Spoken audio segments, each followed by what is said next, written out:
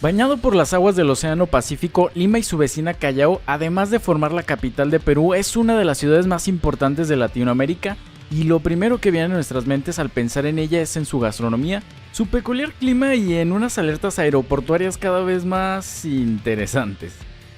Más allá de eso, Lima, como muchas ciudades de Latinoamérica, presenta diferentes retos urbanísticos y sociales, tanto que en comentarios de videos anteriores la han llamado como la Kabul de América. Veamos en este video un poco de su historia, su urbanización tan típica de Latinoamérica y cómo llegó a ser una capital desbordada en la actualidad. Esto es Urbanópolis y bienvenidos.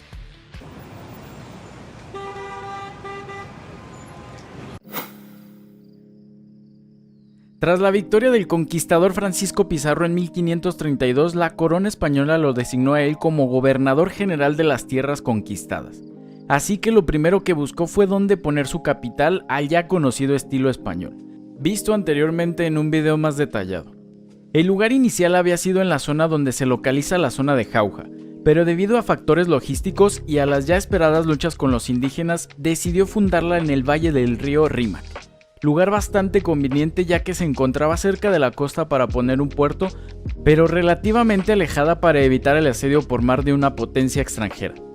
Así que el 18 de enero de 1535, Pizarro funda su ciudad con el nombre de Ciudad de los Reyes, de acuerdo con algunos historiadores, en honor a Carlos V y de la reina Juana, mejor conocida como Juana la Loca. Pero pasados pocos años se dio su nombre a la actual capital de Lima debido a que ese era el nombre con el que los indígenas llamaban a la zona. Gracias a esto, Lima posee la traza clásica ortogonal española, una retícula que comienza desde su plaza central de armas donde hoy encontramos el impresionante Palacio de Gobierno o Casa Pizarro, ya que fue él mismo quien puso la primera piedra, y debido a su posición geográfica a los pocos años fue nombrada capital del Virreinato del Perú, y ya desde su periodo virreinal tuvo que enfrentarse a todo tipo de problemas, sobre todo a la naturaleza, terremotos y subidas del río que estaban a la orden del día.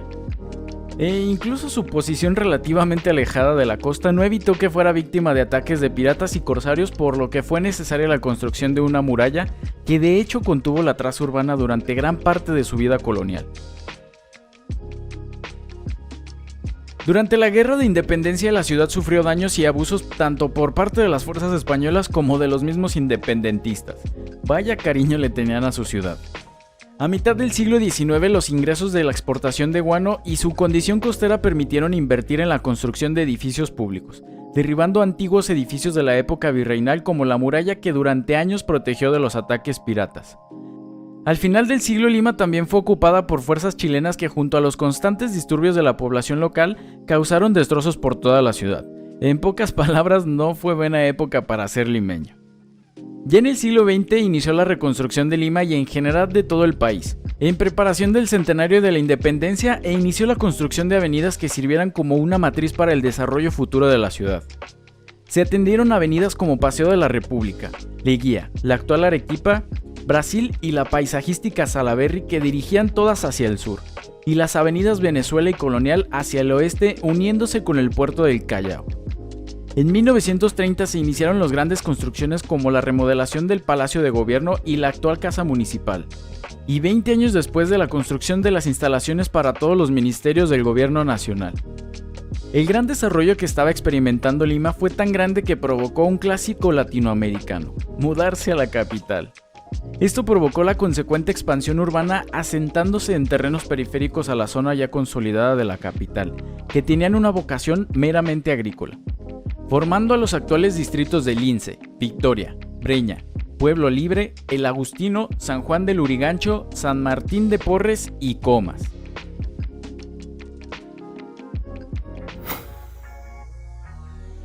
Lima hoy en día aglomera más de 11 millones de habitantes y 43 distritos junto con su vecina Callao, formando así la Lima metropolitana, lo que la convierte en la cuarta capital más poblada de Latinoamérica, al grado de también ser considerada ya como una megalópolis desde 2017. El acelerado crecimiento urbano que experimentó la ciudad principalmente en la última década del siglo XX ha llevado a la ciudad a tener uno de los problemas urbanos más grandes de los que se tienen registro, por lo menos en nuestro continente. Un crecimiento irregular con amplias zonas llamadas pueblos jóvenes, que es un objeto de estudio constante para explicar lo que no debemos de hacer en una ciudad, tanto en urbanismo como en políticas públicas. Debido a su rápido crecimiento, la mayoría de estos pueblos jóvenes, que recuerdan mucho a los primeros asentamientos irregulares de la Ciudad de México, están ubicados en la periferia de la ciudad, justo en la barrera andina, lo que provoca en primer lugar un crecimiento desordenado de la mancha urbana que actualmente se estima en poco más de 2.800 kilómetros cuadrados. Bastante considerable tomando en cuenta su población, así como una clara distinción entre el estilo de vida del limeño que vive en el centro con el que vive en la periferia, donde no hay ni servicios básicos y en la que muchas de estas viviendas son producto de la autoconstrucción, que si bien es una constante en la región y no tan mala como podríamos pensarlo, si le añadimos que Perú es un país sísmico, es una potencial bomba de tiempo. Pero esto es solo el inicio del caos limeño. De igual manera, como ya dijimos, los contrastes en Lima son muy grandes, lo cual ha generado un clima de inseguridad urbana provocando que la gente no quiera ni convivir en sus espacios públicos. Y esto se ve reflejado en la cantidad de áreas verdes que tienen. Recordemos la medida extraoficial de la OMS en donde propone que toda ciudad debe ofrecer a sus ciudadanos al menos 9 metros cuadrados de área verde, en la que si bien y gracias al video de Vitoria quedó claro que no es un indicador oficial, aún así nos sirve para poner en contexto. Bueno, pues Lima dijo que no y que más bien necesitaba más calles para sus coches. Y de acuerdo con un sondeo realizado en 2017, la ciudad solo tiene 2.9 metros cuadrados de área verde por habitante. Y aquí no acaba la cosa. La mayoría de este espacio público está concentrado en los camellones de las avenidas más importantes, haciéndolos inviables para la recreación de la población justo al lado de las vías rápidas. Y lo de rápida es un decir porque el tráfico de Lima es otra joya.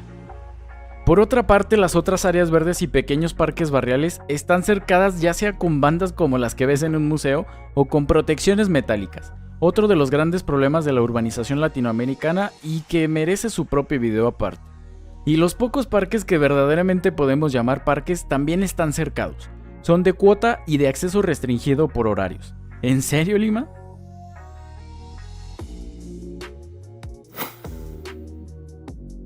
Como la gran joya de la corona en este caos llamado Lima tenemos al tráfico, su sistema de transporte y a la consecuente contaminación. El Ministerio de Transportes de Perú señala que el 75% de la población limeña naturalmente trabaja fuera de casa y debe de usar algún medio de transporte masivo. De hecho, la mayoría de estos viajes se realizan en el transporte público. 9% lo hace por medios no motorizados como la bicicleta o el andar, y solo el 16% de la población realiza sus traslados en vehículo particular, y ahí está gran parte del problema. La ciudad, junto con su vecina Callao, históricamente diseñadas para el automóvil, tienen un parque vehicular de 1.7 millones de autos circulando diariamente. Debemos recordar que solo representan el 16% y aún así han llevado a que la ciudad sea considerada una de las más congestionadas no solo en Latinoamérica, que la colocan solo detrás de Ciudad de México, Bogotá y Sao Paulo, sino como una de las más congestionadas también en el mundo. Estudios del mismo Ministerio de Transporte señalan que los viajes en promedio son de 5 kilómetros, la mayoría hechos en vehículo particular, agravando más la situación. Y las políticas del gobierno de Lima Metropolitana son tan innovadoras que han querido, la clásica, hacer más amplias las autopistas, aunque sea bien sabido por urbanistas que no sirve para nada. Pero como no somos canal exclusivo para ellos, acá te lo explicamos. Cuando una ciudad como Lima, Ciudad de México, Londres o Nueva York o cualquier otra ciudad en el mundo sufren de problemas de tráfico, su transporte público es ineficiente e inseguro, y la solución propuesta por las autoridades es hacer grandes obras de infraestructura vehicular para poder desahogar el gran flujo de automóviles, aparentemente han resuelto el problema. Y los políticos son unos genios. El problema es que no lo solucionaron, más bien empeoraron las cosas. Con el paso de los años habrá más autos porque las causas que motivan a la gente a seguir utilizando los vehículos y las grandes obras que aseguraban ser una solución volverán a estar atascadas de vehículos y así creando un círculo vicioso del automóvil. Más tráfico, más autopistas, lo que conduce a más tráfico, que abordaremos de manera más amplia en el video dedicado a la demanda inducida. Esto acarrea problemas colaterales iniciando por el tiempo. De acuerdo con la encuesta de Cómo Vamos Perú, en promedio hay 9 horas pico a lo largo del día en Lima, además de que los limeños pierden hasta 2 horas de su tiempo por traslado, pudiendo llegar a perder hasta 4 horas en total al día atorados en el tráfico. Por poner un ejemplo, si eres un estudiante que vive en San Juan del Lurigancho, en el cono norte de la capital, y estudias en la Universidad Nacional de San Marcos, podrías hacer hasta 3 horas en ir y venir todos los días a la escuela. Y eso hará que después de finalizar tus estudios hayas perdido, ojo a esto, 6 meses tan solo en transporte. Esto provoca también una disminución de la productividad en los empleados que de acuerdo con estudios disminuyen un 15%, tan solo por el tiempo perdido en el tráfico. En la salud vemos grandes impactos debido al aumento del estrés y un largo etcétera. La contaminación auditiva es otra de las consecuencias del caos vial de que vive Lima. La OMS señala que en un entorno urbano seguro debe de estar en el umbral de los 55 decibeles, pero Lima dijo, aquí no nos interesa eso, porque estudios señalan que en zonas y horarios críticos el ruido llega hasta los 85 decibeles, que equivalen al paso de un tren pero de manera constante y a lo largo del día.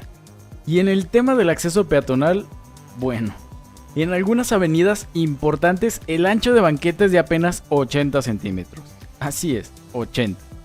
La contaminación ambiental por supuesto que no se queda atrás. De los 15 millones de toneladas de CO2 que Lima y el Callao producen, el 30% proviene de los autos y que recordemos que solo representan el 16%. Aunque afortunadamente para ellos vivir cerca de la costa provoca que el viento la disperse o cuando esto no pasa, la acumulación de nubes de baja altura conocida ya como panza de burro por lo menos la disimula.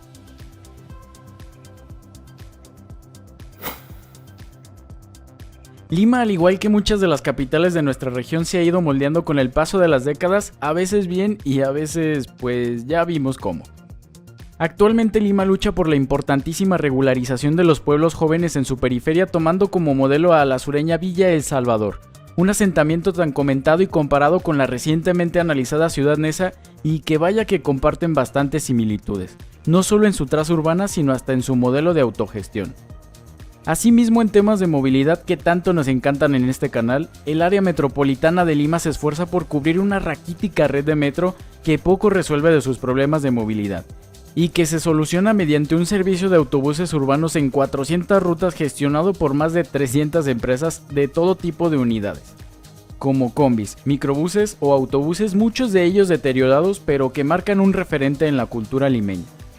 Esto en lo que nos referimos al transporte público tradicional, ya que a inicio de siglo las autoridades limeñas han tratado de aliviar la situación.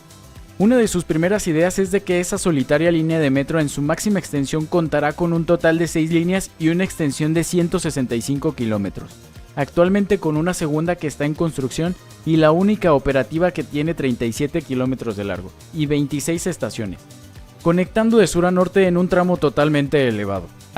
Y en otras cosas que solo pasan rara vez en nuestra región, les llevó desde 1987 hasta 2011 tenerlo completamente en operación, y en la actualidad satisface diariamente a 550,000 habitantes. El segundo tramo y las subsecuentes líneas se han acordado ser hechas en subterráneo, la mejor idea pero también la más costosa.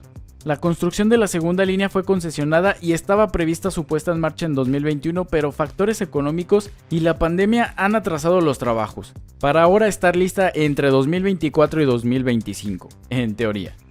Así, Lima se prepara para ser la capital de un Perú que no para de crecer y espera contener poco más de 40 millones para 2050, con más retos por afrontar.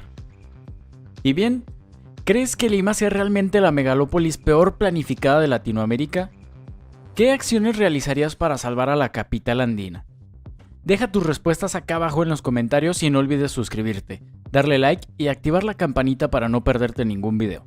Hasta la próxima.